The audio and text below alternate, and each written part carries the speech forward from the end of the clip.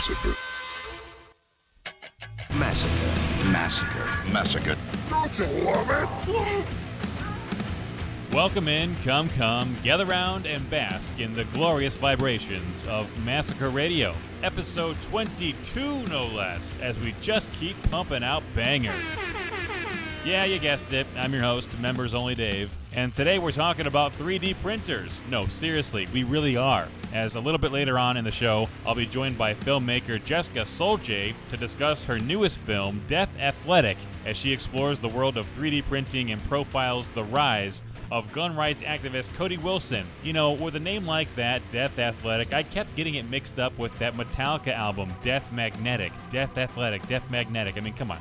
Anyway, we're going to touch on that in just a bit, but first, over the course of the first 21 episodes of Massacre Radio, we've tried a lot of things as we continue to craft and shape the show into its final form. And right now, we feel it's best to include traffic reports to get you to where you're going safely and on time. So what do you say we get up to date on what's going on out there on the roadways? From the Corfman's Hot Dog Emporium Traffic Center. Looking for a bite to eat but don't want to cook? Corfman's has you covered with 9 different types of hot dogs on site and over 55 topping selections. The possibilities are literally endless. Find your dream hot dog at Corfman'sHotDogEmporium.com. Corfman's, where VHS is hot dog. Well, for starters, you're looking out for a stained mattress taking up the left lane on Fangboner Road just after I-271. Also, some stop-and-go traffic on Northridge heading into downtown, so be sure to find an alternative route if you'd like to avoid that. Also, keep your eyes peeled for the Jennings southbound before Westgate, as it is closed tonight from 8 p.m. to 5 a.m. tomorrow morning for a routine road maintenance.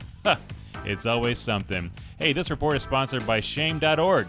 Do you have it? Can you feel it? You should. Shame is natural. Shame is good. Shame is healthy. Visit shame.org for more info. Shame. This has been your Massacre Radio look at traffic on WKMA Cleveland and HD2 station. Know your destination. AOL keyword fart, then show yourself around by clicking one of our many Massacre Radio links. It's the only place to find exclusive Massacre Radio web content. Download something new every week, only on AOL. Log on.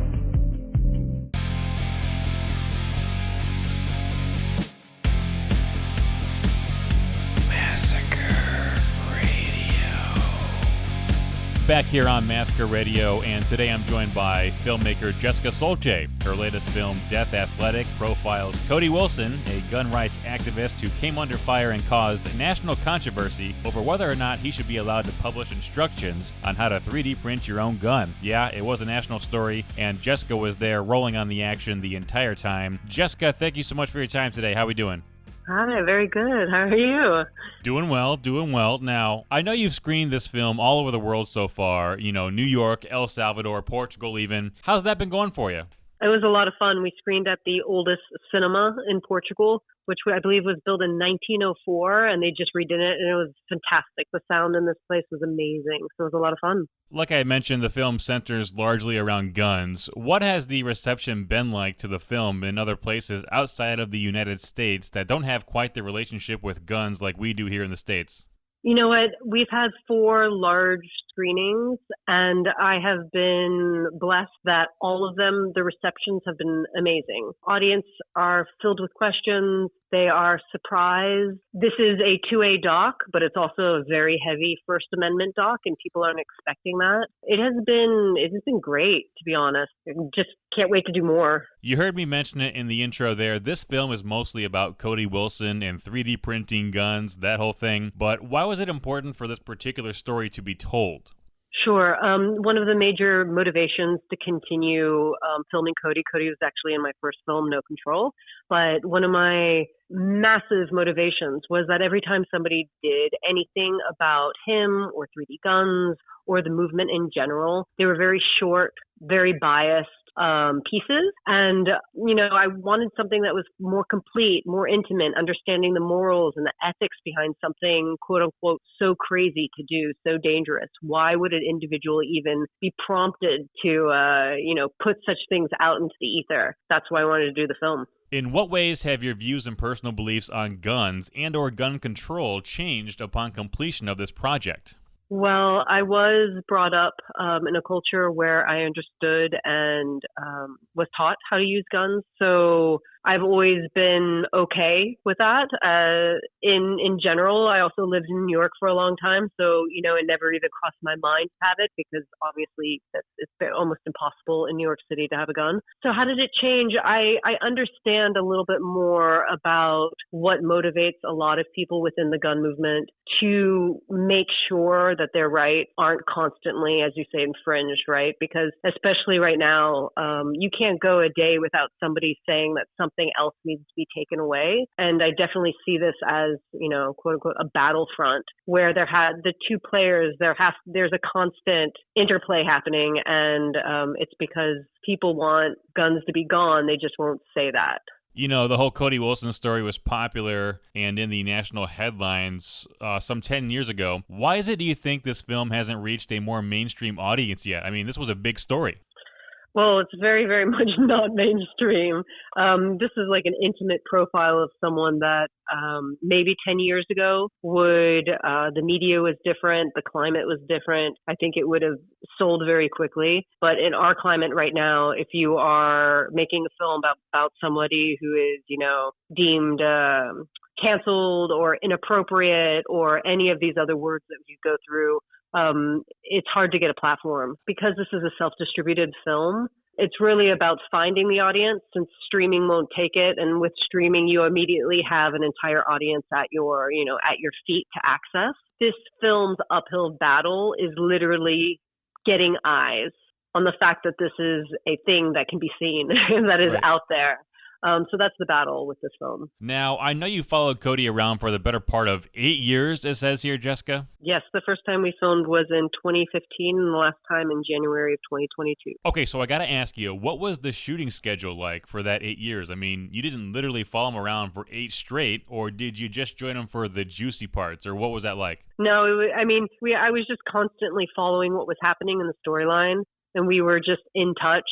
So no, I was in New York, he's in Texas. But I would be aware because, either news would hit or something would happen. We'd be like, okay, 3 days we have to be in in New Orleans for a court case, etc. So things were planned along the way. It was not every day. Like there was a couple years I filmed 5 times. There was a year that I filmed once. And then of course, when COVID hit in 2020, 2021, I didn't film at all. There's ebbs and flows, but no, I wasn't following. I wasn't doing a Kanye West doc.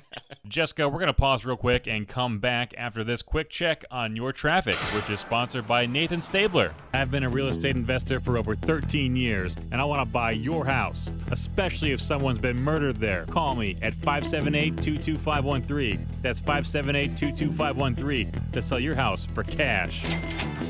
Nathan Stabler wants to pay cash for your house, and remember, the murder the better. Roads are looking up to speed just about everywhere you look. Just keep an eye out for a disabled motorist near Haunt's Gallo. That could be dangerous, so be sure to exercise extra caution there. Also have a jackknife semi taking out the left shoulder just after Jug's Big Way. Otherwise, you're up to speed everywhere else. And that's your Massacre Radio look at traffic right here on WKMA Cleveland and HD2 station.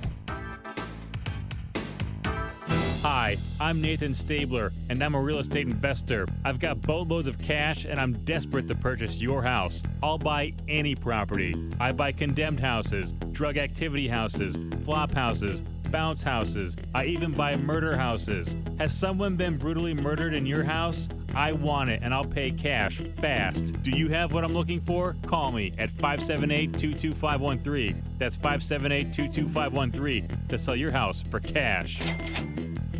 This is Massacre Radio on WKMA, lapping the competition by a country mile, and then some. Back here on Massacre Radio with our guest, filmmaker Jessica Solce, we've been talking about her latest project titled Death Athletic, which follows the story of pro-gun rights activist Cody Wilson. Now, before the break, Jessica, we were talking about following around Cody Wilson for 8 years and getting his story. And I asked you, Jessica, after all that time, do you feel like it was worth it? Yeah, absolutely. You make a film for yourself. It was an absolute obsession, and I think I was able to make the film that I wanted to make, and that's exciting. I loved every part of this. Were you ever able to shoot and fire off one of those 3D printed guns or what? Yeah, I've shot a bunch. There's a number of times I've been at conferences / shooting ranges where people have brought 3D guns. And yes, so I've been able to shoot an assortment. So before you started this project, how familiar were you with the realm of 3D printing? Well, because I did a previous film, the 3D printed gun was basically put out onto the mainstream in 2013. Mm-hmm. And it was being spoken about in November, December of 2012. So my first film actually begins in 2013. Mm-hmm. And since it was a larger film with many, many other people.